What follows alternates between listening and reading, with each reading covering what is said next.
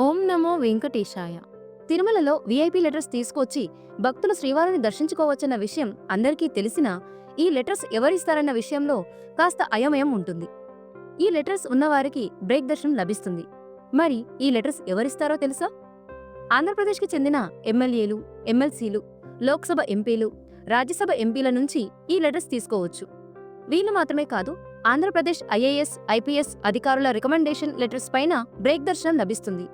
ఈ లెటర్స్ ఉన్నవారికి బ్రేక్ దర్శనంతో పాటు తిరుమలలో అకామిడేషన్ కూడా లభిస్తుంది.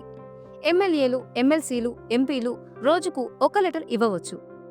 ఐఏఎస్, ఐపీఎస్లు అయితే వారానికి 2 లెటర్స్ ఇవ్వచ్చు. ఒక లెటర్పై 6గురికి దర్శనం చేసుకునే అవకాశం ఉంటుంది. దర్శనానికి 1 గంట నుంచి 2 గంటల సమయం పడుతుంది.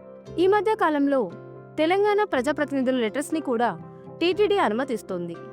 తెలంగాణ ఎమ్మెల్యేలు, ఎంపీల లెటర్స్ తీసుకెళ్లి తిరుమలలో దర్శనం, వసతి పొందవచ్చు.